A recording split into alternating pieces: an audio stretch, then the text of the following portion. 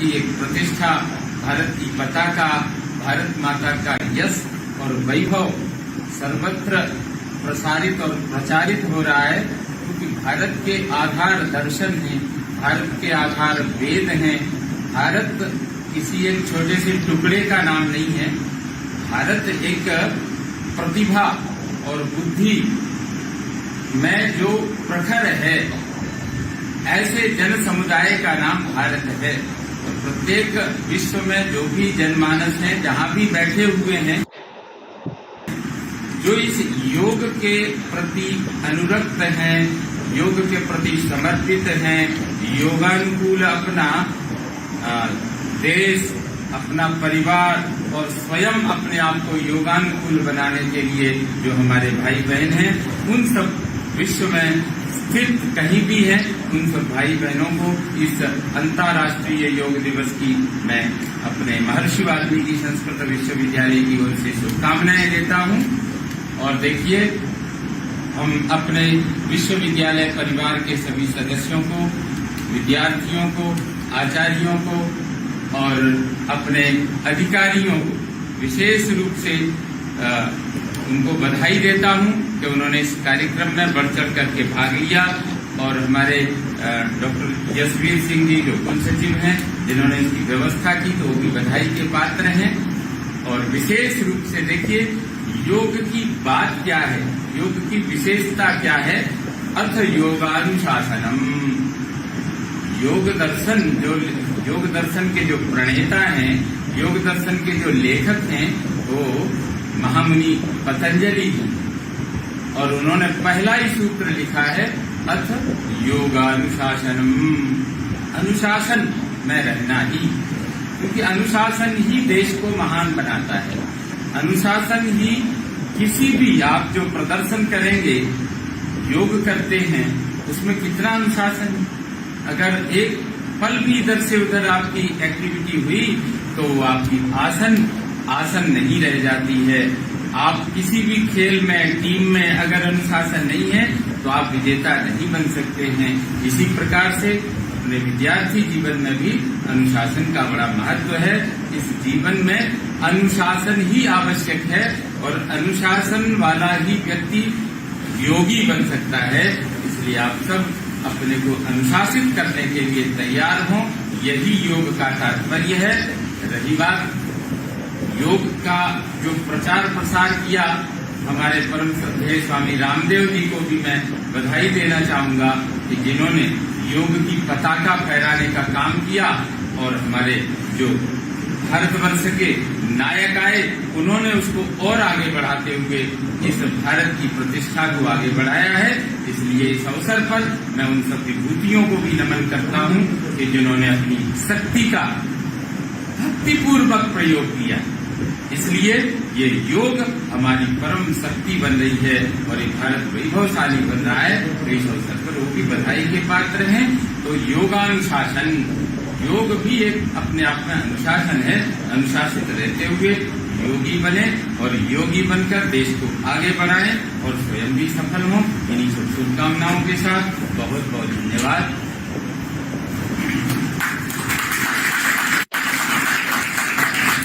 बहुत बहुत धन्यवाद परम आदरणीय वीसी गुरु जी का। जो हम प्रयास करेंगे, सभी विद्यार्थी और सभी अध्यापक प्रयास करेंगे कि आपके आशीर्वचनों को हम व्यवहारिक जीवन में पालन कर सकें। जैसे कि हम सभी जानते हैं कि अभी कोरोना काल चल रहा है। इस कोरोना काल में एक शब्द जो बार बार हमें सुनने में आता है, रोग प्रतिरोधक क्षमता। इस शब्द को हमने बहुत बार सुना है और यही एक ऐसा सहारा था इस काल में हमें इस रोग से बचाने के लिए।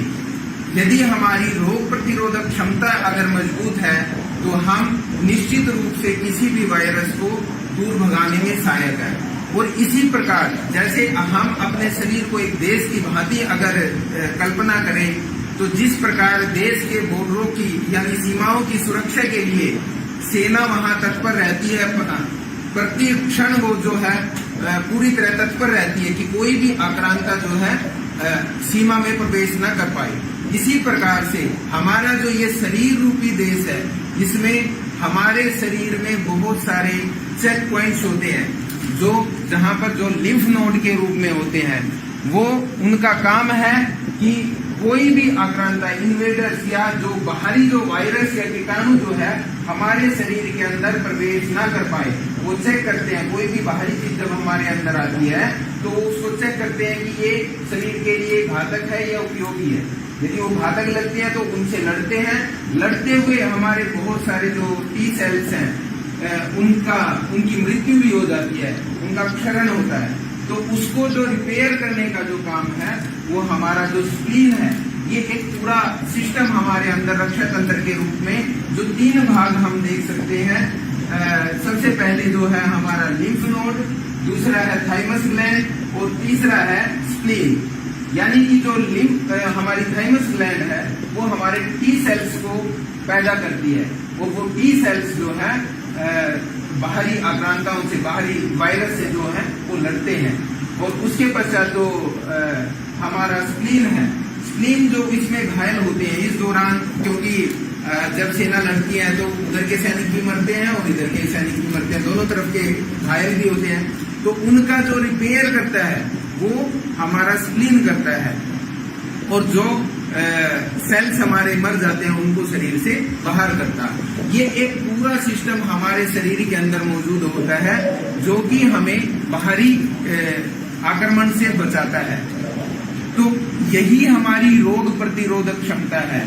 और योग में जो है कोई भी आसन जब हम करते हैं तो उस आसन को कुछ देर, एक्सरसाइज और आसन में एक जो बेसिक अंतर है वो यह है कि एक्सरसाइज हम बहुत जल्दी जल्दी करते हैं और उसमें हमारा जो है मन भी एकाग्र नहीं होता, हमारा मन कहीं और होता है, या हम म्यूजिक चलाते हुए करते हैं। लेकिन योग में क्या है, बार बार सिखाया जाता है कि अपनी सांसों पर ध्यान दें, अपने विचारों से हटाने का प्रयास करें, क्योंकि ये विचार जो है ये तनाव उत्पन्न करते हैं। और जो हमारी रोग प्रतिरोधक क्षमता है उसके 2 मुख्य दुश्मन हैं। एक तो बाहरी आक्रांता जो वायरस होते हैं वो उसको कम करते हैं, क्योंकि जितना फाइट करेंगे, जितनी वायरस हमारे शरीर के अंदर आएंगे उतनी हमारी रोग प्रतिरोधक क्षमता पर प्रभाव पड़ता है। और दूसरा जो शरीर की रोग प्रतिरोधक क्षमता को नष्ट करने वाला जो कारण है वो हमारा तनाव है। तनाव के कारण जो है हमारी रोग प्रतिरोधक क्षमता को बहुत ज्यादा नुकसान पहुंचता है। और योग के माध्यम से हम बार बार यही कहते हैं कि अपनी विचारों की श्रृंखला को तोड़े, क्योंकि जब एक बार विचार बनने शुरू हो जाते हैं तो उन विचारों के कारण जो है हमारे अंदर चेन बनती जाती है और वो तनाव का जो है अंतिम रूप तक पहुंच जाते हैं। और जैसे ही तनाव आता है, तनाव के कारण सबसे पहले प्रभावित होता है हमारा नर्वस सिस्टम। और नर्वस सिस्टम प्रभावित होने के कारण क्या होता है, हमारे जो संदेश आने होते हैं कि जैसे ही कोई वायरस आता है उससे अटैक करना है, वो सारा जो संदेश देना है, ब्रेन को जो संदेश देना है, तो वो प्रभावित होता है। जिसके कारण क्या होता है कि हमारा जो एंडोक्राइन सिस्टम है, जिसको वो हार्मोन सिक्रीट करने थे, वो वैसे हार्मोन निकालने थे कि ताकि जो उससे लड़ सके, तो वो भी प्रभावित होता है। ये तीनों जो है हमारा नर्वस सिस्टम, एंडोक्राइन सिस्टम और इम्यून सिस्टम, ये तीनों जो है आपस में बहुत गहरे से अंतर संबंध होता है इनमें। तो इस प्रकार तनाव जो है हमारा सबसे बड़ा दुश्मन है, इसलिए कोशिश करें कि अपने आप को तनाव से बचाएं। और योग का अभ्यास जो कि योग दिवस पर जो कॉमन योगा प्रोटोकॉल करवाया जाता है उसकी यही विशेषता, वो एक बहुत साइंटिफिक तरीके से तैयार किया हुआ है। बहुत कठिन आसनों का अभ्यास नहीं है। जब योग का नाम आता तो हम सुनकर घबरा जाते हैं कि ये योग तो बहुत मुश्किल आसन होते हैं। लेकिन मैं आपको बता दूं कि अगर जो स्वास्थ्य है हमारा वो बहुत कठिन आसनों में नहीं छुपा हुआ है, वो बहुत आसान आसनों में हमारा स्वास्थ्य छुपा हुआ है। हम कोई भी जो किसी भी उम्र का व्यक्ति जो है आसान आसनों के अभ्यास के द्वारा अपने आप को स्वस्थ रख सकता है। और कॉमन योगा प्रोटोकॉल जो है उसमें ऐसे आसन, प्राणायाम और ध्यान का समावेश किया गया है कि जो कोई भी सामान्य व्यक्ति जो है, सामान्य व्यक्ति को ध्यान में रखते हुए इसका निर्माण किया गया है। कोई भी सामान्य व्यक्ति जो है अगर इसका अभ्यास करता है तो वो अपने आप को स्वस्थ रख सकता है बिना दवाइयों के कारण। दवाई हमारे शरीर को जो है रोगों से नहीं बचाती, अंत में जो है वो एक ऐसी परिस्थिति उत्पन्न करती है कि हमारी जो है वो इम्यून सिस्टम जो है वो मजबूत हो सके। अंत में जो ठीक करना होता है वो हमारी हीलिंग पावर जो हमारे शरीर के अंदर होती है वही उसको ठीक करती है। इसलिए आइए हम सब योग करें और ये योग जो है आज एक केवल योग दिवस के रूप में ही ना समाप्त हो जाए, ये हमारे जीवन का एक हिस्सा बन जाए और लगातार ये चलता रहे, जिससे कि हम अपने देश का जो इतना बजट जो है मेडिकल पर खर्च होता है, किसी एक परिवार का जो पूरे जीवन भर की पूंजी जो है, अगर घर में कोई बीमार हो जाता है तो वो जीवन भर की पूंजी जो है उस बीमारी में खत्म हो जाती है। तो हमें निश्चित रूप से इसकी अवहेलना ना करते हुए हम सब आज योग दिवस के इस अवसर पर प्रण लें कि हम सदा जो है आज जो लो जगाई है, आज जो हमने आज यहाँ उपस्थित हुए हैं योग का अभ्यास करने के लिए, ये लो जो है हमारे जीवन भर चलती रहेगी और हम अपने शरीर को स्वस्थ रख सकते हैं और इस कॉमन योगा प्रोटोकॉल को अपने जीवन में उतारने का प्रयास करेंगे। इसी कामना के साथ मैं आप सभी को पुनः बधाई देता हूं और अभी हम इस योगा प्रोटोकॉल की अभ्यास के लिए तैयार होते हैं। सबसे उम्मीद करता हूं कि सब इसका अभ्यास करने का प्रयास करें।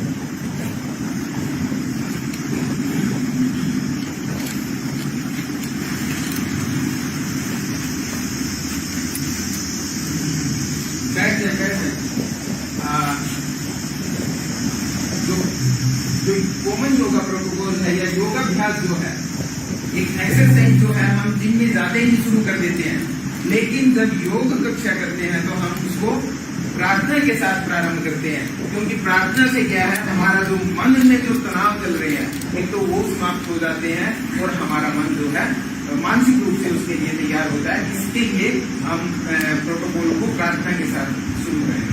कमर गर्दन सीधी करें।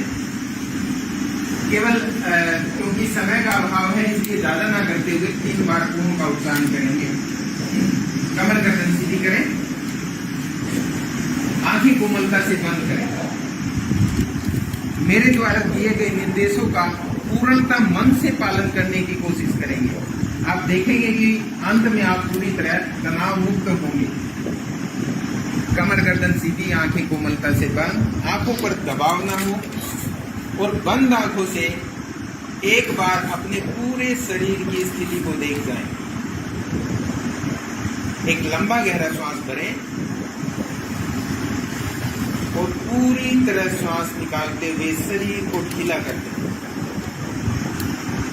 शरीर पर आपका कोई नियंत्रण ना हो, शरीर के प्रत्येक जोड़ को मानसिक रूप से ढीला कर दें। जो मन में विचारों की प्रक्रिया चल रही है उसको हटाते हुए आप श्वासों को निकालें। चाहे कोई भी विचार कर रहे हैं तो छोड़ दें, केवल अपनी श्वासों को देखें और पूरी तरह शरीर को मानसिक रूप से स्थिर कर ढीला छोड़ दें। आप 3 बार लंबा गहरा श्वास भरते हुए हम ओम का उच्चारण करें। पहले पूरी तरह श्वास को निकाल दें, पेट को खाली करें, लंबा गहरा श्वास भरें,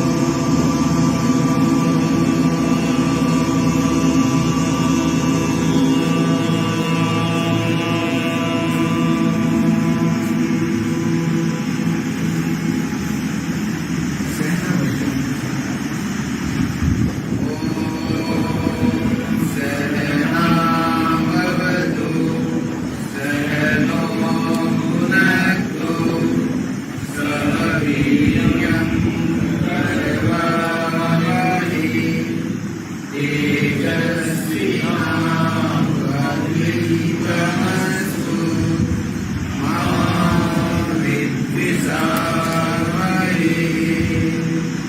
ओम शांति शांति शांति। दोनों हथेलियों को आपस में रख करें, आगे लग करते हुए आंखों का कप बनाते हुए दोनों आंखों पर रखें और आप हाथों की ऊष्मा को आंखों में जाने दें, आंखों को रिलैक्स होने दें, थोड़ी देर रखें और हल्के से चेहरे की मसाज करते हुए वापस आए। सभी खड़े हो जाएंगे।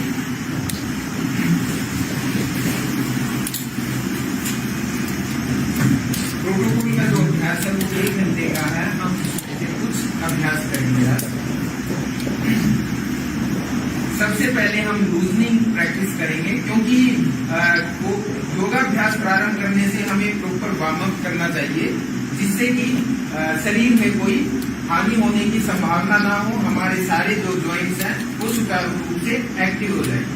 दोनों हाथों को अपने कमर पे रखें। विक्रमजीत जी आप बीच में आ जाए, इनको देखते रहेंगे, अगर किसी को नहीं आता तो आप पीछे चले। दोनों हाथ कमर पे रखें, पैरों में 1 फीट का अंतर रखें, कंधों को ढीला छोड़ें, शरीर को ढीला करें मानसिक रूप से। आप श्वास भरते हुए गर्दन को ऊपर उठाएं और सामने की मांसपेशियों में खिंचाव का अनुभव करें और श्वास छोड़ते हुए गर्दन को नीचे लेके आए। अपनी चिन्ह को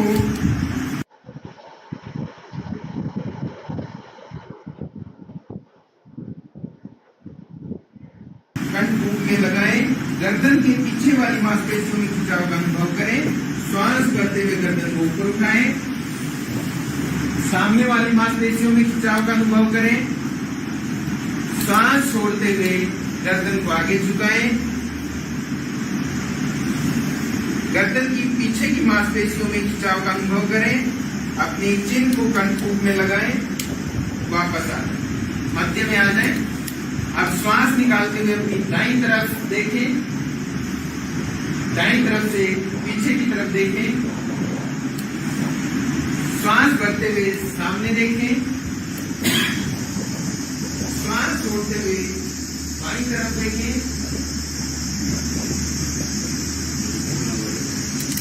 श्वास भरते हुए सामने आ जाएं, श्वास छोड़ते हुए दाईं तरफ। ज्यादा से ज्यादा पीछे देखने का प्रयास करें, साइड की मांसपेशियों में खिंचाव का अनुभव करें। श्वास भरते हुए सामने, श्वास भरते हुए सामने आ जाए, समाप्त करें। जैसे कि मैंने बोला था कि लिम्फ नोड का मैंने जिक्र किया था, हमारी गर्दन में लिम्फ नोड हमारी गर्दन में होते हैं, हमारे चेस्ट में होते हैं, हमारे आर्मपिट्स में होते हैं, हमारे पेट में होते हैं और हमारे रिप्रोडक्टिव सिस्टम के पास होते हैं। ये रोग से क्या है, वहां खिंचाव आता है, जिससे कि वो एक्टिव होते हैं और हमारे रोग प्रतिरोधक क्षमता को पुष्ट करने का कार्य करते हैं। आप गर्दन को नीचे झुकाएं, 2 बार दाईं से बाईं तरफ घुमाएंगे गर्दन को, कान को कंधे से टच करते हुए श्वास करते हुए ऊपर जाएंगे और श्वास छोड़ते हुए जो है नीचे आएंगे। 2 बार दाईं से बाईं ओर और 2 बार बाईं से दाईं ओर, दोनों तरफ से 2-2 बार करेंगे। 2-2 बार करने के पश्चात क्रिया को समाप्त करेंगे। अभी है स्कंध संचालन। दोनों हाथों को अपने कंधों पर रखें और श्वास भरते हुए दोनों हाथों को सामने से गोल घुमाते हुए कोहनियों को आपस में टच करते हुए और ऊपर उठाएंगे कोहनियों। श्वास भरते हुए ऊपर, श्वास छोड़ते हुए नीचे, धीरे धीरे खिंचाव देते हुए। ये जो हमारी आर्मपिट्स में जो लिम्फ नोड है उनको एक्टिव करने के लिए ये अभ्यास और कंधों को जो है स्थिर करने के लिए, कंधों में जो तनाव हो उसको मुक्त करने के लिए आप विपरीत दिशा में करें। अब उसकी विपरीत दिशा में दोनों तरफ सबसे योग में जब भी हम योगाभ्यास करते हैं उसमें ध्यान रखें कि हमें जो है दोनों तरफ का अभ्यास करना चाहिए। आगे झुकते हैं तो पीछे झुकना चाहिए, साइड में झुकते हैं तो दूसरी साइड में भी झुकना आवश्यक है। अब क्रिया को समाप्त करें। अब कटी संचालन, पैरों में अंतर रखते हुए, एक फीट का अंतर रखते हुए दोनों हाथों को सामने लेकर आए, सीधे करें और श्वास निकालते हुए बाईं तरफ पीछे घूम जाएं, पैरों को ना हिलाएं, जितना पीछे जा सकते हैं बाईं तरफ, अपनी बाईं तरफ पीछे देखने का प्रयास करें। श्वास भरते हुए सामने की तरफ आए और श्वास छोड़ते हुए दाईं तरफ जाएं, पीछे की ओर देखने का प्रयास करें, जितना पीछे घूम सकते हैं। श्वास भरते हुए सामने आ जाए, वापस दोनों हाथ नीचे। अब दोनों पैरों को मिलाएंगे। अब चालू संचालन यानी घुटनों की मूवमेंट। अब दोनों हाथ जो है घुटनों पर रखेंगे। अब श्वास छोड़ते हुए नीचे की तरफ घुटनों को मोड़ेंगे, श्वास भरते हुए घुटनों को सीधा कर देंगे, श्वास छोड़ते हुए घुटनों को मोड़ेंगे, श्वास भरते हुए सीधा करेंगे, श्वास छोड़ते हुए दोनों घुटनों को मोड़ेंगे, श्वास लेते हुए दोनों घुटनों को सीधा करेंगे, वापस खड़े हो। अब करेंगे हम दो आसन करेंगे, खड़े होने वाले आसन। श्वास पहला आसन है ताड़ासन। श्वास भरते हुए दोनों हाथों को ऊपर उठाएं, साइड से ऊपर उठाएं, इंटरलॉक करें और हथेलियों को पलट दें ऊपर की तरफ। ये हम देखेंगे पूरे शरीर में खिंचाव आता है। शरीर में जहाँ लिम्फ नोड है उनमें खिंचाव आता है। खींचे ऊपर और एड़ियां उठा दें। अगर संतुलन ना हो तो एड़ियां नीचे रख सकते हैं। संतुलन बनाने का प्रयास करें। हाथों को ठीक ऊपर खींचे और शरीर में होने वाले खिंचाव को अनुभव करें। पेट को अंदर की तरफ खींचते हुए हाथों को ऊपर खींचे, बिल्कुल जितना खींच सकते हैं आप। धीरे से एड़ियां नीचे। अब श्वास छोड़ते हुए दोनों हाथ साइड से नीचे। अगला आसन है त्रिकोणासन। पैरों में 2 फीट का अंतर करें। अब दायां हाथ सामने लेके आए, दाएं हाथ को ऊपर उठाएं, कान से टच रखते हुए श्वास छोड़ते हुए बाईं तरफ झुक जाएं। जितना अपनी सुविधा के अनुसार आप झुक सकते हैं। अपनी दाईं साइड में आने वाले खिंचाव को अनुभव करें। कोहनी को सीधी रखें, कान से टच कर लें, हाथ को कान से टच करें और खींचे हाथ को। थोड़ी देर रोक कर रखें। इसमें आपकी श्वास फूट रही होगी, उसको चलाने का प्रयास से उसको चलाने का प्रयास करें। श्वास भरते हुए मध्य में आ जाएं। श्वास छोड़ते हुए धीरे धीरे श्वास छोड़ते हुए हाथ नीचे। आसन में जाने का और आसन से वापस आने के क्रम को जरूर याद रखें। बहुत धीमे से जाएं, बहुत संयम के साथ जाएं, उसको एक्सरसाइज ना होने दें। आप बाएं हाथ को जो है ऊपर उठाएं, अपने कान से टच करें, हाथ को खींचे। पहले बाईं साइड को पूरी तरह ऊपर खींचे। अब श्वास छोड़ते हुए धीरे धीरे अपनी क्षमता के अनुसार, बहुत ज्यादा नीचे नहीं जाना, जितना आप नीचे जा सकते हैं। और आप अपनी बाईं तरफ आने वाले खिंचाव को देखें और अपनी श्वासों को थोड़ा लंबा करें। इसमें आप देख रहे होंगे आपकी श्वास जो है थोड़ी छोटी हो गई है, उसको दीर्घ करने का प्रयास करें। अब श्वास भरते हुए धीरे से मध्य में आ जाए, बहुत धीरे धीरे, और श्वास छोड़ते हुए हाथ को नीचे ले आए। दोनों पैरों को नजदीक लेकर आए और दोनों घुटनों को मोड़ते हुए नीचे बैठ जाएं। बैठ जाएं। आप दोनों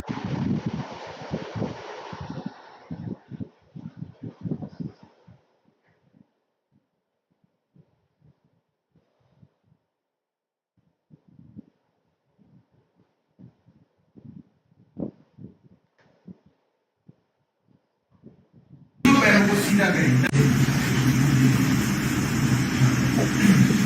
अब करेंगे हम वक्रासन, जो कि हमारी पैंक्रियास ग्लैंड को एक्टिवेट करने में बहुत लाभदायक है।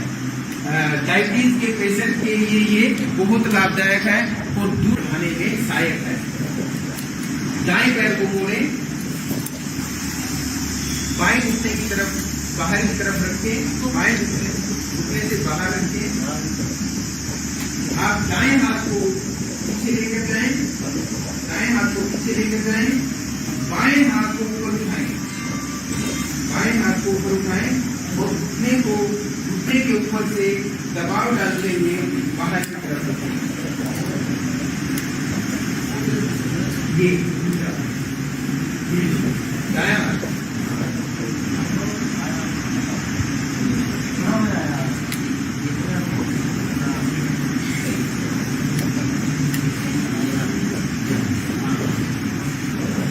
ऊपर से आगे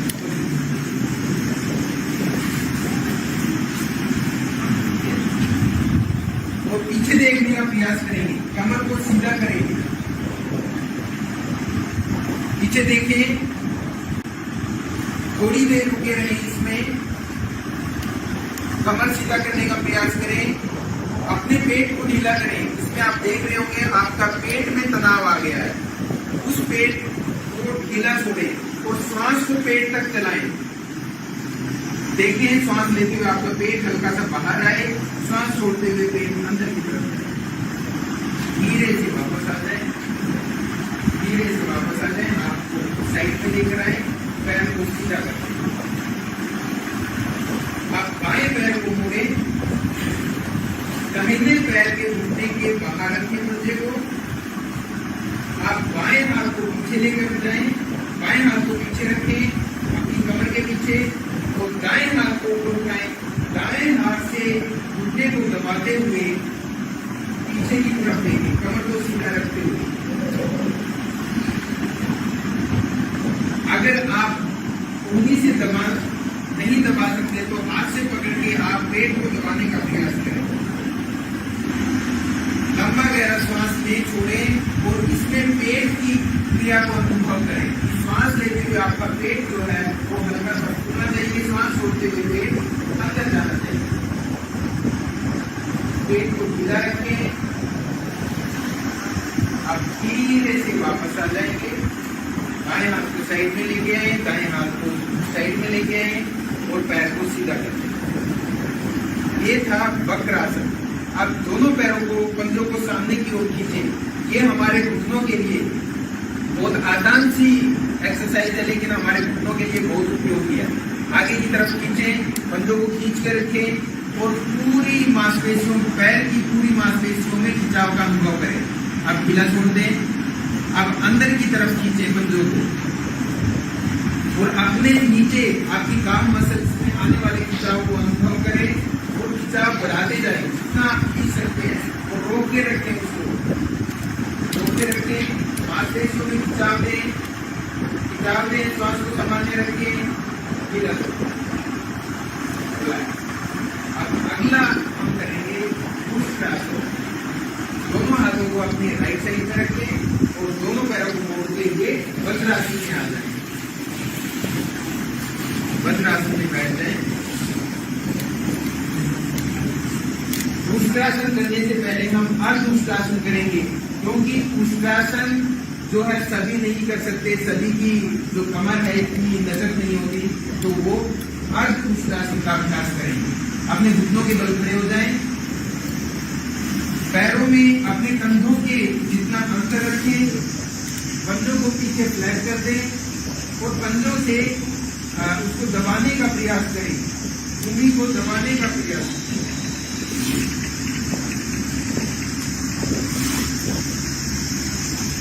दोनों हाथ अपनी कमर पे रखें और सावधानी के साथ अब धीरे धीरे पहले जो है शरीर को ढीला करें और धीरे धीरे गर्दन को पीछे लटकाएं और झुक जाएं। जितना झुक सकते हैं वो सावधानी के साथ। आपकी श्वास चलती रहे, ये ध्यान रखें श्वास न रुकने पाए। अब श्वास भरते हुए मध्य में आ जाए, ढीला छोड़े। देखो विक्रम जी ने बहुत अच्छे से, क्योंकि लचक ज्यादा है इसलिए बहुत अच्छे से किया। इसी प्रकार आप लोगों की भी बढ़ सकती है, लेकिन निरंतर अभ्यास के साथ। अब धीरे से एक बार पुनः अभ्यास करेंगे। जो उष्ट्रासन कर सकते हैं वो उष्ट्रासन करेंगे, जो नहीं कर सकते वो इसी को दोबारा से दोहराएंगे। उष्ट्रासन के लिए आपको दाएं हाथ से दाईं एड़ी को पकड़ना है, बाएं हाथ से बाईं एड़ी को पकड़ना है और पीछे झुक जाना है।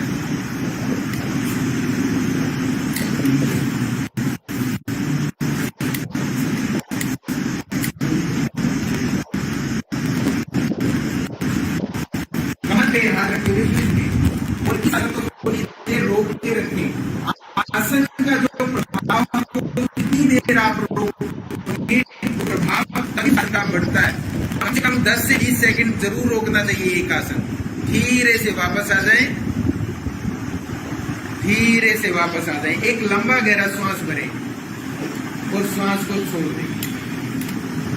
अब अपनी पैरों पर बैठ जाएं, पैर के अंगूठे मिले हुए हों और घुटनों को खोल लें।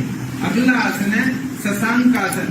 ये आसन जो है कोरोना काल में इसका बहुत उपयोग था, क्योंकि जब ऑक्सीजन का लेवल बढ़ जाता है तो जब आप इस आसन में आते हैं तो ये इस आसन में आपका जो है ऑक्सीजन लेवल मेंटेन होता है।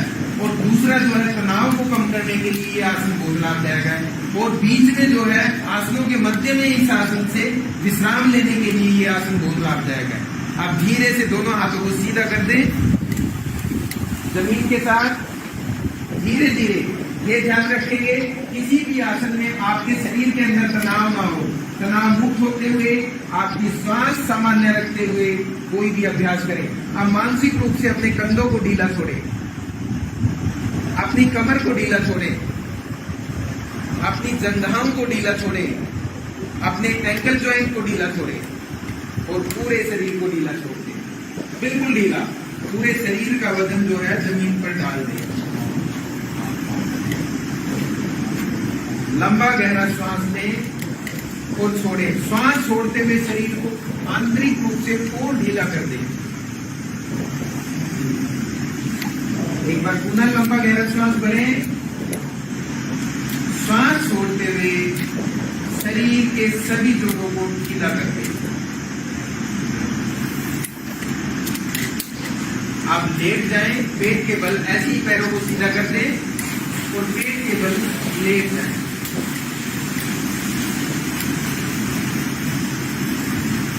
दोनों हथेलियां जो है अपने कंधों के नीचे रखें।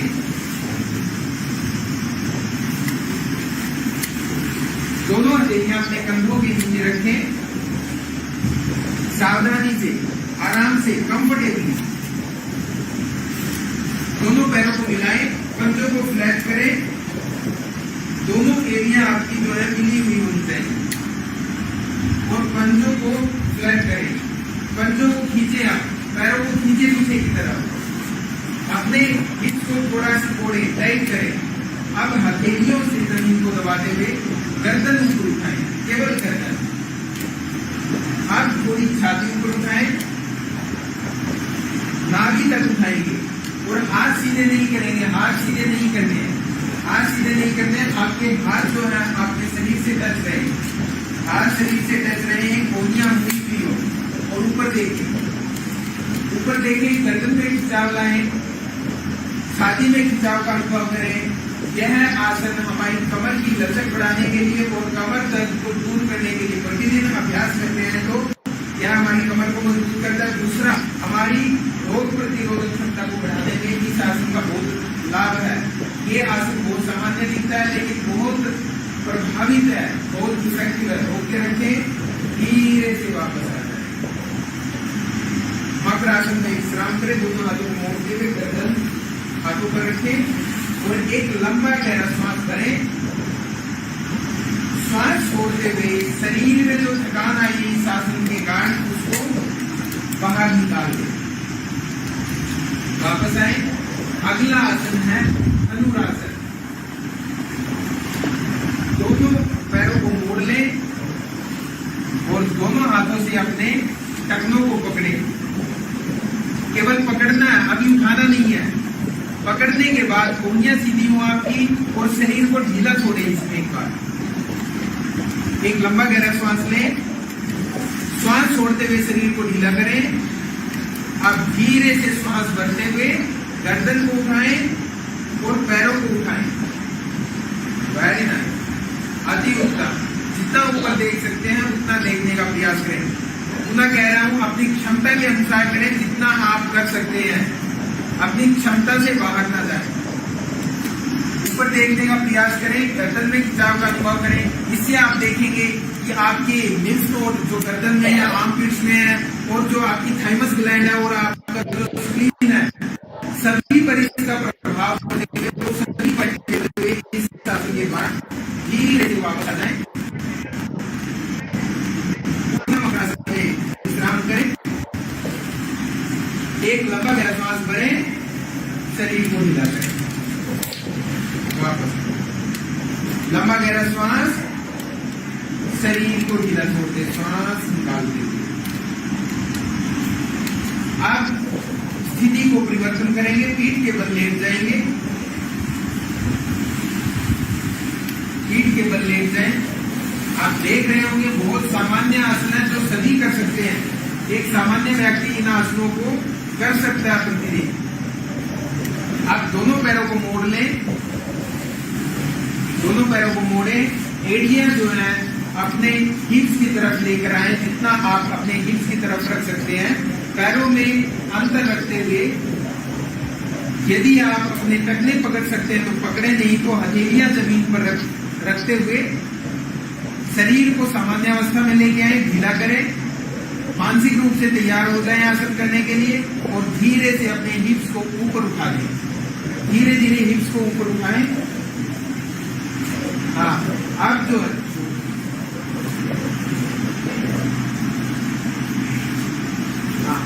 ऊपर उठाएं, जितना ऊपर उठा सकते हैं। पंजों से जमीन को दबाते हुए हिप्स को थोड़ा ऊपर की तरफ उठाएं। सभी ने बहुत अच्छे से किया। यह बहुत आसान आसन है, लेकिन हमारी कमर के दिन भर के तनाव को दूर करने के लिए बहुत ही उपयुक्त आसन है।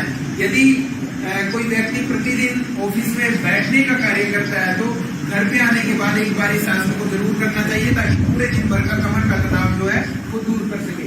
और ऊपर उठाते जाएं, पंजों से जमीन को दबाते जाएं और हिप्स को ऊपर उठाते जाएं। धीरे धीरे धीरे धीरे श्वास सामान्य रहे, धीरे से वापस आ जाए। आप एक लंबा गहरा श्वास भरते हुए शरीर को ढीला छोड़ें, श्वास छोड़ते हुए शरीर को ढीला करें। अब अगला आसन है पवन मुक्त आसन। ये भी बहुत सामान्य आसन है, लेकिन बहुत लाभकारी आसन है। दोनों घुटनों को मोड़ लें और दोनों घुटनों को अपने दोनों हाथों से पकड़ें।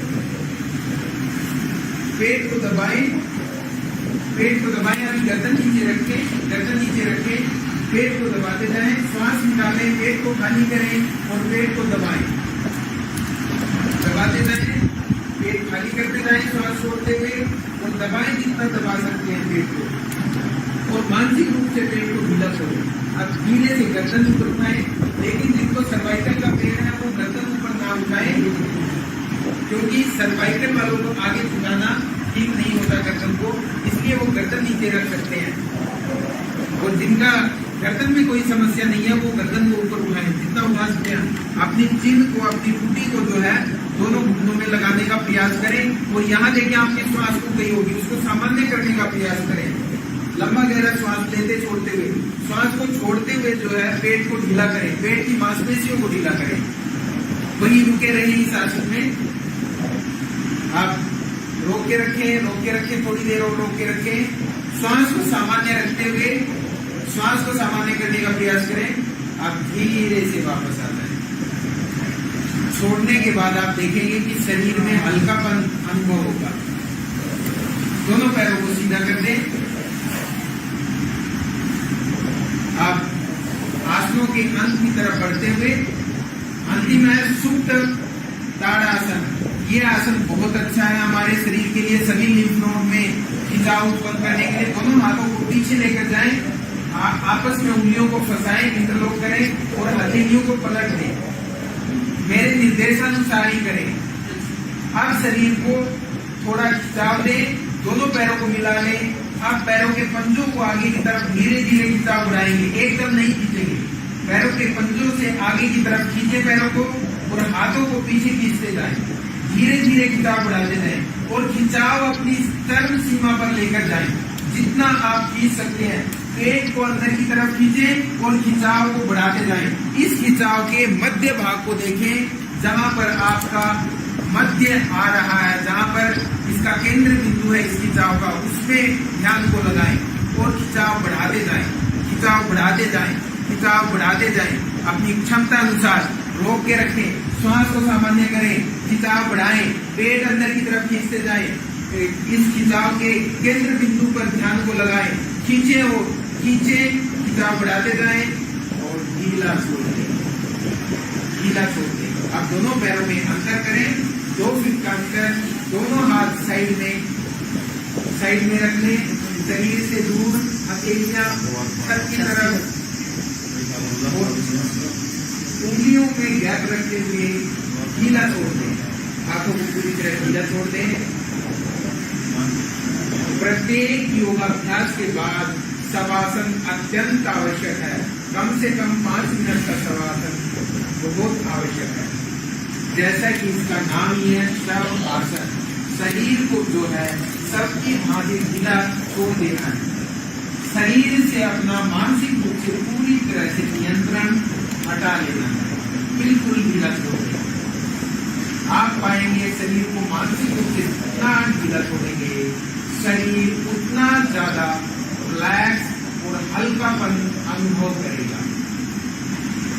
अपने मन को सुझाव दें, मेरा पूरा शरीर ढीला हो रहा है, मेरा पूरा शरीर ढीला हो रहा है।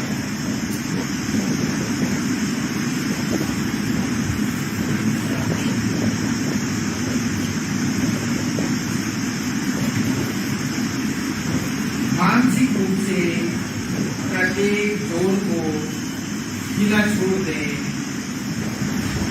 पैरों में गैप रखते हुए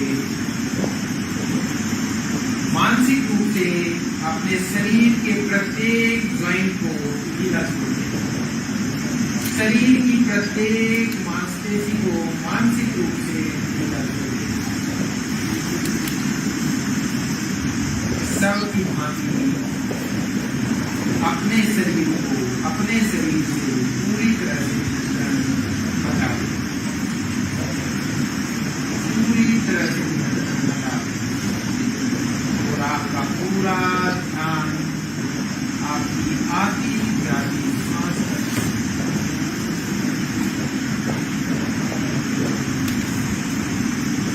नोस्टल पिच से प्रारंभ होने वाली श्वास आपके फेफड़ों तक जा रही है, उस पूरे ट्रैक को अनुभव करने का प्रयास करें, छोड़ते हुए फेफड़ों से आपके नासिका के अग्रभाग तक जो श्वास बाहर चलती है उसके स्पर्श को अनुभव करें, पूरी तरह से ढीला छोड़ दें। मैं पूरी तरह से रिलैक्स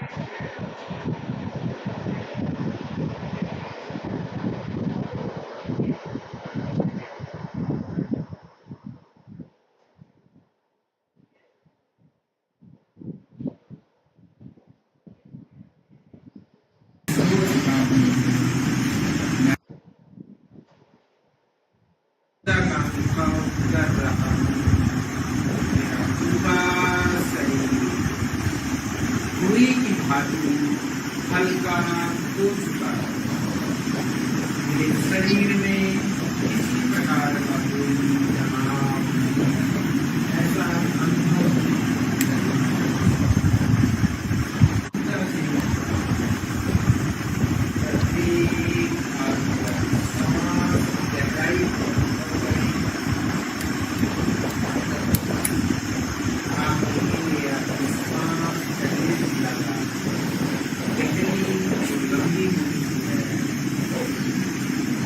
शारीरिक और मानसिक तनाव आपका पूरी तरह से दूर जा चुका है।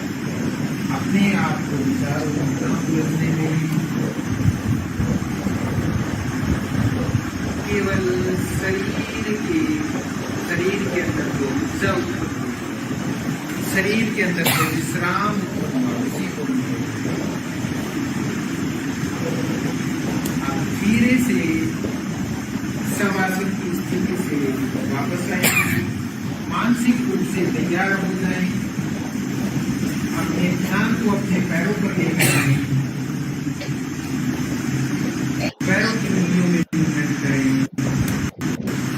अपने ध्यान को अपने हाथों पर लेके आए, हाथों की उंगलियों में मूवमेंट करें, गर्दन को दाएं से बाएं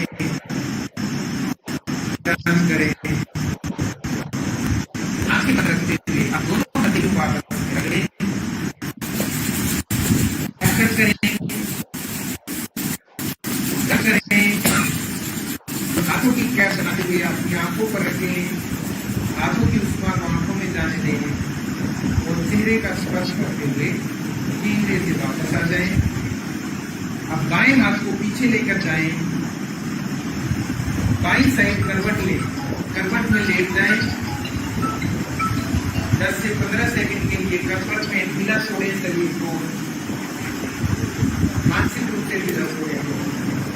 आप दाएं हाथ का सहारा लेते हुए उठकर बैठ जाएं।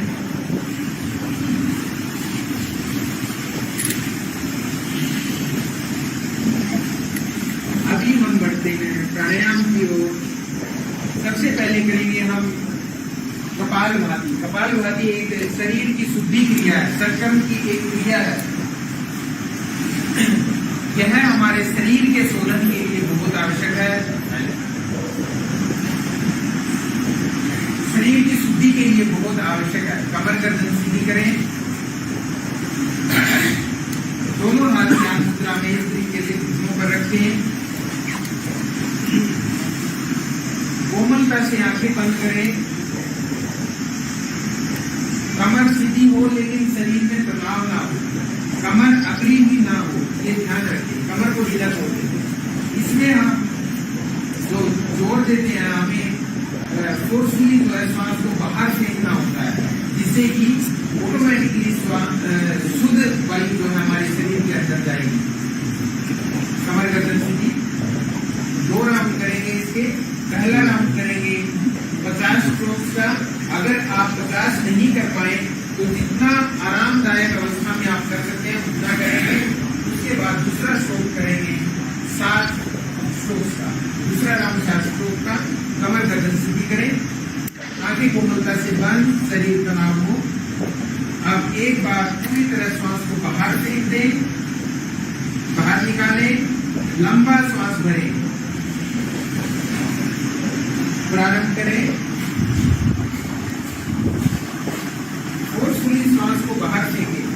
पेट आपका जैसे ही श्वास फेंक रहे हैं, पेट अंदर की तरफ जाए। श्वास लेने में प्रयास नहीं करना है, श्वास छोड़ने में प्रयास करना है।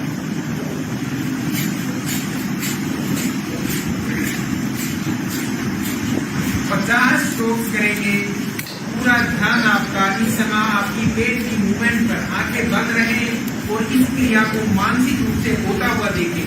आंखें बंद रखते हुए, क्योंकि आंखें जैसे खोलते हैं तो हमारा मन जो है डाइवर्ट होता है, अनेक भागों में भागता है, इसलिए आंखें बंद रखते हुए इसका अभ्यास करेंगे। जब आपके 50 स्ट्रोक्स पूरे हो जाएं तो पूरी तरह श्वास को बाहर फेंकते हुए उस क्रिया का समापन करें। क्रिया को समाप्त करें, पूरी तरह बाहर फेंकते हुए श्वास को। अब आंखें बंद रखते हुए लंबा गहरा श्वास भरें और श्वास निकालते हुए इसके करने से शरीर में जो तनाव आया उसको बाहर फेंकें। दूसरा राउंड के लिए मानसिक रूप से तैयार हो। कमर गर्दन सीधी। इससे आपकी श्वास की गति में हुए परिवर्तन को देखें। पुनः पूरी तरह श्वास को बाहर फेंक दें, लंबा श्वास भरें। प्रारंभ करें, द्वितीय राउंड प्रारंभ करें।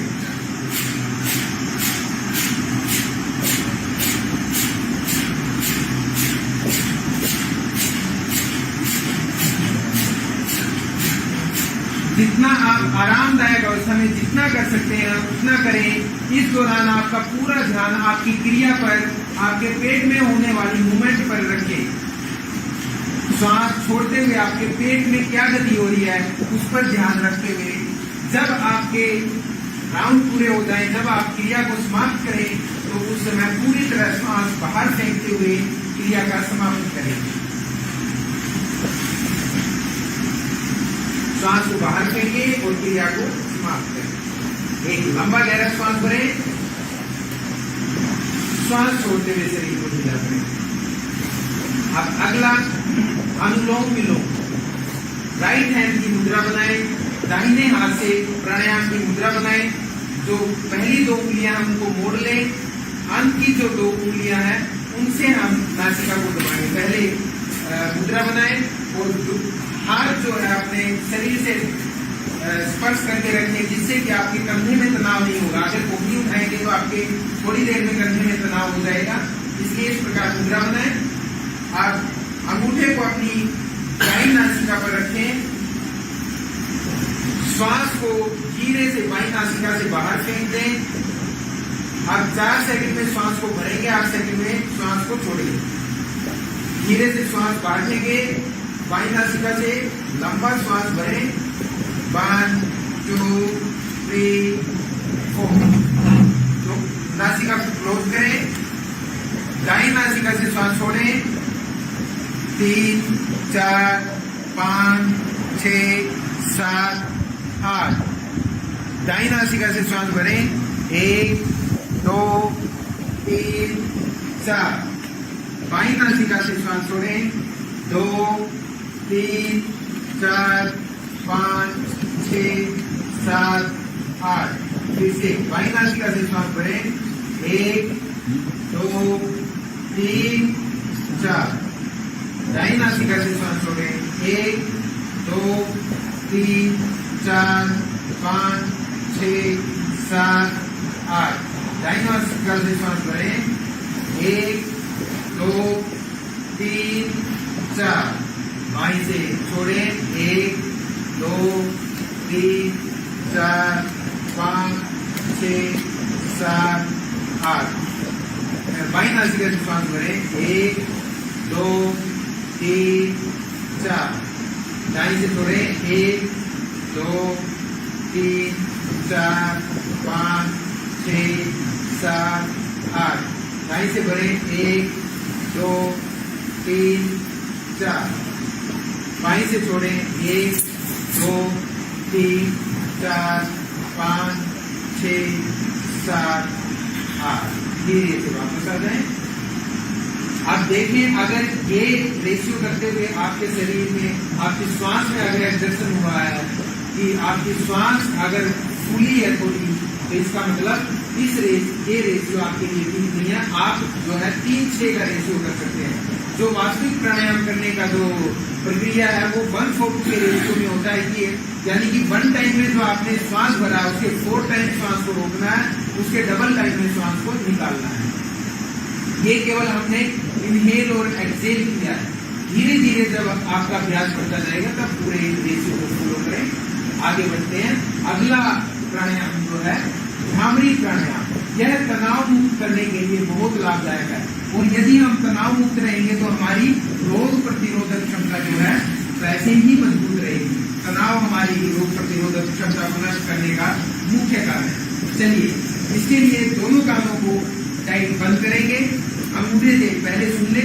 इसमें दोनों कानों को टाइट बंद करते हैं और उसके बाद षणमुख की मुद्रा बनाते हैं। आपकी जो पहली उंगली है वो आंख पर, जो दूसरी उंगली है वो नाक पर, तीसरी उंगली जो है आपके ऊपर के होठों पर और चौथी उंगली नीचे के होठों पर केवल आपने स्पर्श करना है। और जब आप भंवरे की आवाज निकालते हैं उस दौरान जो आपके चेहरे में और मस्तिष्क में जो वाइब्रेशन होती है उसको अनुभव करने का प्रयास करेंगे, क्योंकि वही वाइब्रेशन आपको तनाव से मुक्त करने में, हमारी मांसपेशियों को तनाव से मुक्त करने में लाभदायक है। चलिए कानों को टाइट बंद करेंगे। 3 राउंड करेंगे। लंबा श्वास भरें।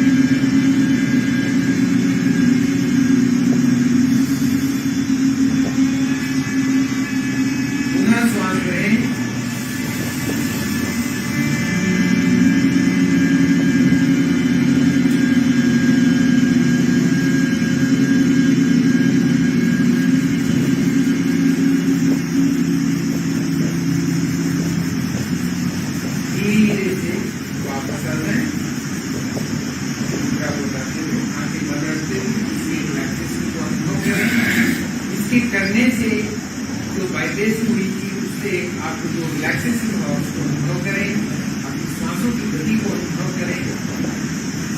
अब अंतिम जो प्राणायाम है वो है भस्त्रिका। यह जो है हमारे शरीर को तनाव मुक्त करने में बहुत लाभदायक है, लेकिन हमारे शरीर में गर्मी उत्पन्न करने वाला ये आसन है। जिसको हाई बीपी या हार्ट की कोई समस्या होती है वो इसको ज्यादा ना करें और ज्यादा फोर्सफुली ना करें। जो सामान्य है वो इसको कर सकते हैं। कई बार इसमें कपालभाति में और इसमें जो है थोड़ा शंका उत्पन्न होती है। कपालभाति में हम श्वास छोड़ने पर ज्यादा ध्यान देते हैं, लेकिन इसमें क्या है इक्वल अमाउंट में हमने श्वास लेना छोड़ना है तेजी के साथ। एक बार देख लेंगे कैसे करना है इस प्रकार से।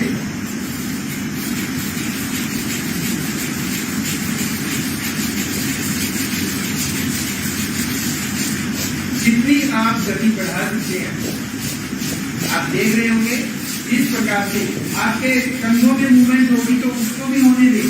शरीर में जो हलचल हो रही है उसको होने दें। शरीर को बहुत जकड़ के ना रखें। जितना आप आराम से कर सकते हैं उतना करें। यह हमारे डाइजेस्टिव सिस्टम को मजबूत करने के लिए बहुत लाभदायक है। हमारे अंदर जो ऊर्जा उत्पन्न करने के लिए ये आसन बहुत लाभदायक है। शरीर से कफ को खत्म करने के लिए इस आसन का बहुत लाभदायक है और मेद को खत्म करने के लिए, गर्मी को खत्म करने के लिए इस प्राणायाम का बहुत महत्व है। बहुत शीघ्रता के साथ आप शरीर की गर्मी को खत्म कर सकते हैं। धीरे से वापस छोड़ दें, आंखें बंद रखें।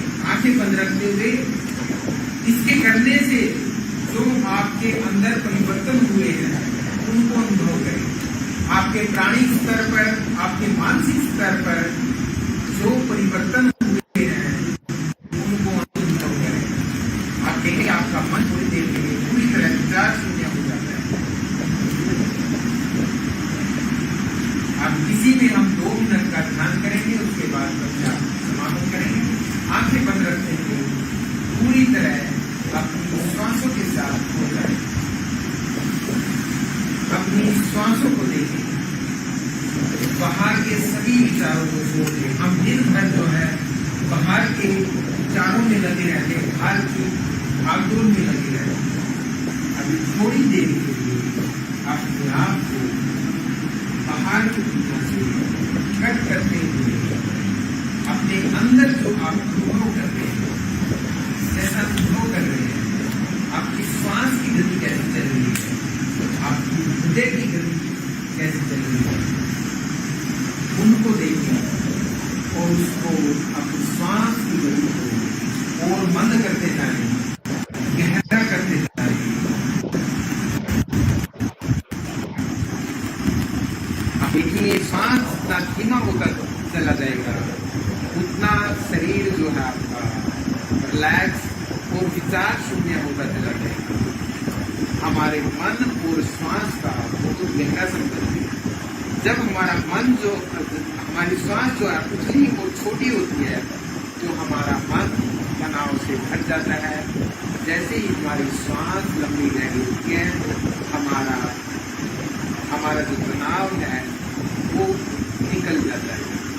आप देखते होंगे गुस्से में और तनाव की स्थिति में हमारी श्वास छोटी होती है और आरामदायक लम्हों में हमारे श्वास की गति धीमी होती है।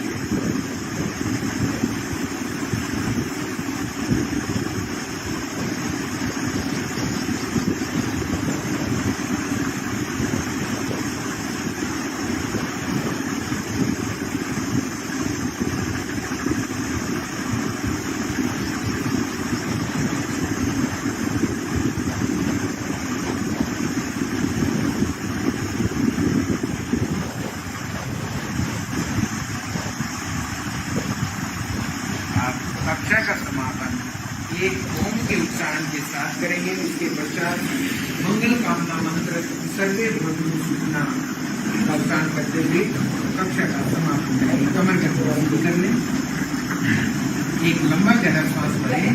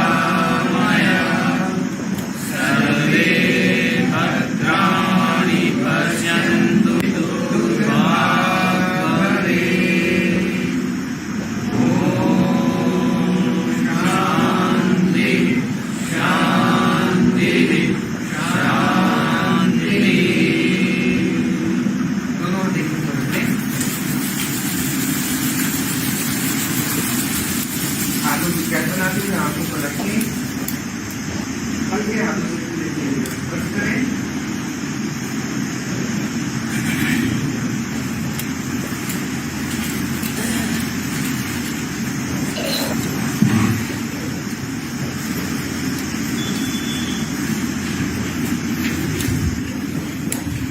अब कार्यक्रम की इसी श्रृंखला में कार्यक्रम को आगे बढ़ाते हुए बच्चों के द्वारा कुछ प्रदर्शन किया जाएगा। इसी श्रृंखला में मैं सबसे पहले कोमल और सोनिका को मंच पर आमंत्रित करता हूं। वो आपके सामने योग सूत्र, बिना योग सूत्र के योग की हम कल्पना भी नहीं कर सकते, तो आपके सामने वो प्रथम पाद का उच्चारण करेंगे। उन्होंने कंठस्थ किया हुआ है।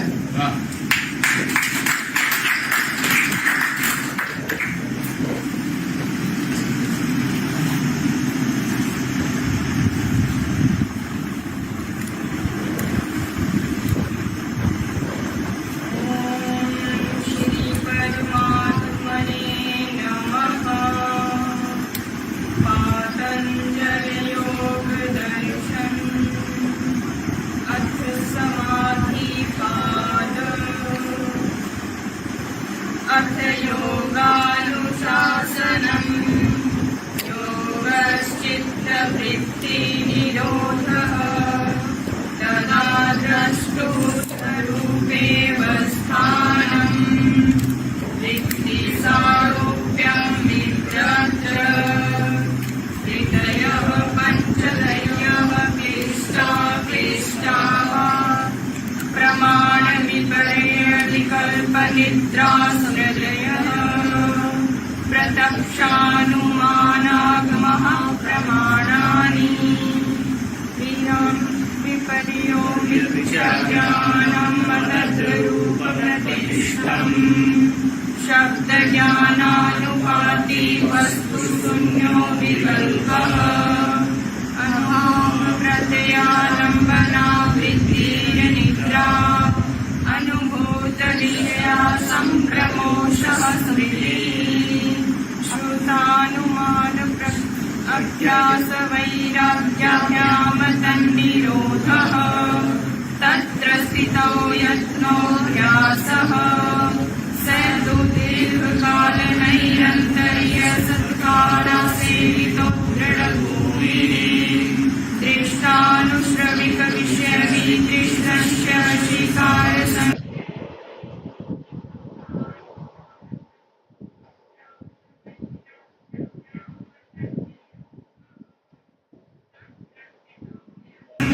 वैराग्यम् तत्परं पुरुषकार्तिर्गुणवैतृष्ण्यम्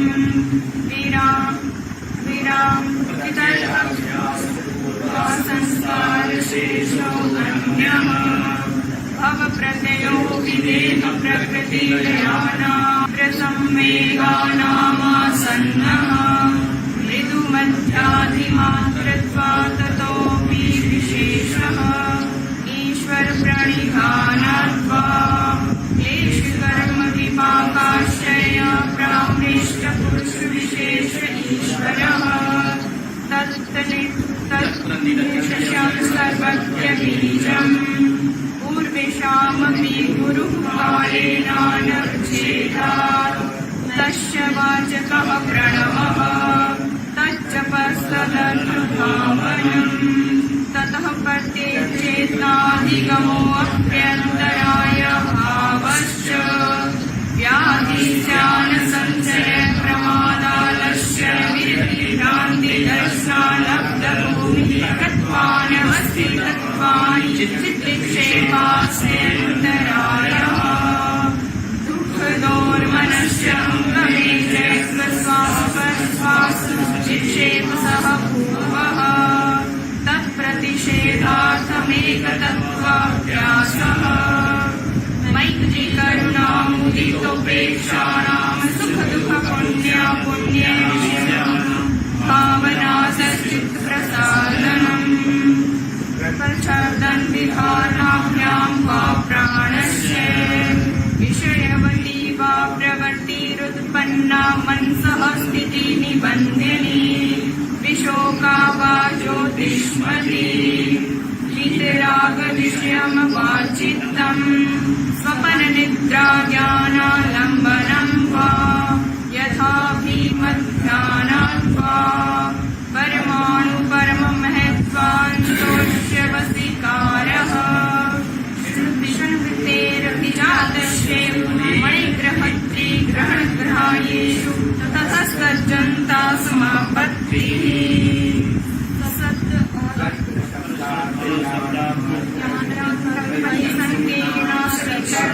समापत्तिः स्मृति परिशुद्धो शून्यमात्र निर्भासम्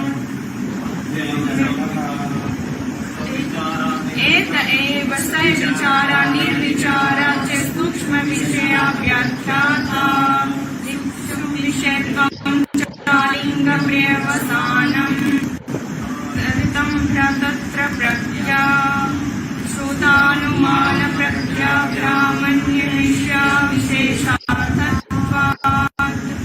तच्च संसारो अन्य संसार प्रतिबन्धी तस्यापि निरोधे सर्वनिरोधा निर्बीजः समाधिः इति समाधिपाद।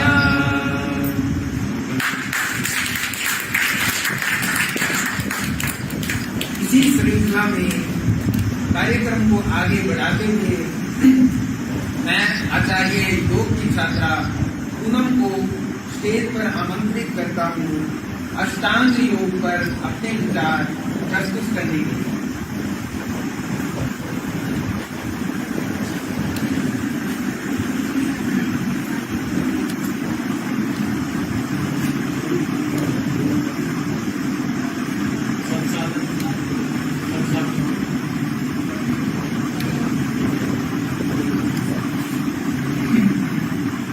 अब मैं इसी श्रृंखला में आगे आचार्य के छात्र सोनी को स्टेज पर आमंत्रित करता हूँ।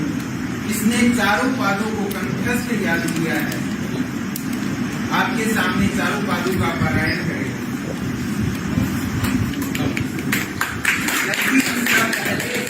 का माध्यम नहीं रहा है, लेकिन इसने अपने अथक प्रयास के कारण इसको कंठस्थ किया है। ओम श्री परमात्मने नमः।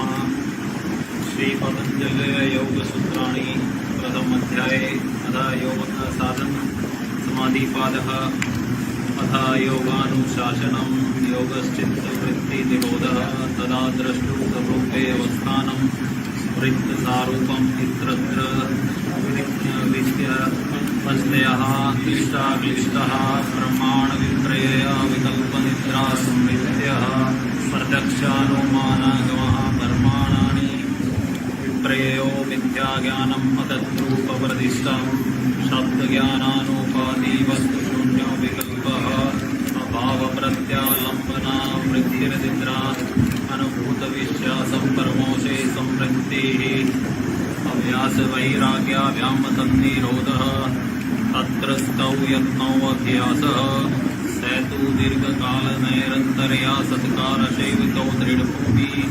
दृष्टानुश्रविक्विश्य वितृष्णस्य वंशिकारसंज्ञा वैराग्यम् तत्परं पुरुष्यातेर्गुणवैतृष्ण्यं वितर्कविचारानन्दास्मितारूपानुगमात् सम्प्रज्ञात् ग्रामप्रत्याभ्यासपूर्वः संस्कारशेषो अन्यः भावप्रत्ययो विधेः प्रकृतिल्यानां सदा वीर्य स्मृति समाधि प्रज्ञपूर्वक इत्रेषां तीव्रसंवेगाना आसन्नः मृदु मध्यादि मात्रत्वात् ततोऽपि विशेषः तीव्रसंवेगाना आसन्नः मृदु मध्यादि मात्रत्वात् ततोऽपि विशेषः ईश्वर प्रणिधानात्वः क्लेश कर्म विभागाश्रयैर्प्रां जिस पुरुष विशेष ईश्वरः तत्र निर्देशय्यं सर्वज्ञ बीजं पूर्वेषामपि गुरुः कालेन न वच्छेदात् तस्य वाचकः प्रणवः तज्जपस्तदर्थभावनम् ततः प्रत्यक्षेतनाधिगम्योऽप्यन्तराय भावश्च व्याधिस्थान संशय परमादालस्य कीर्ति भ्रांति दर्शनालब्ध भूमि तत्वान स्थितत्वानि चित्त विक्षेपास्ते अंतरायः दुख दौर्मन स्यांग में जत श्वास पर श्वास विक्षेप सह भुवः तत्प्रतिषेधार्थम एक तत्वाभ्यासः मैत्री करुणा मुदितोपेक्षाणाम सुख दुख पुण्य पुण्य विषयाणाम भावनातश्चित्त प्रसादनम प्रचर्दन विद्धारणाभ्याम वा प्राणस्य विषयवती वा प्रवृत्तिरुत्पन्ना मनसा स्थिति निबंधिनी विशोका वा ज्योतिष्मती चित्रांग विश्वम वा चित्तम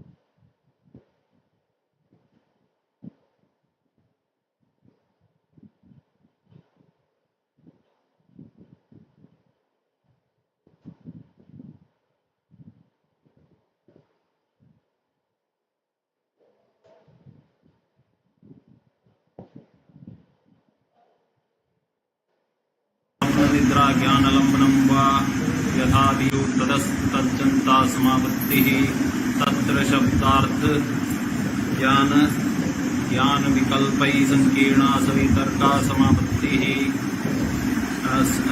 स्मृति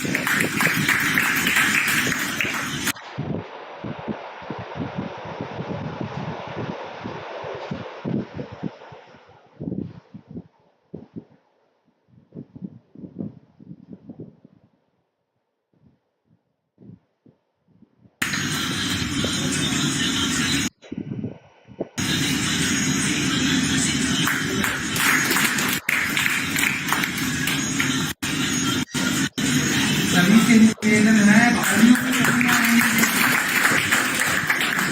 का उत्साह करते रहें।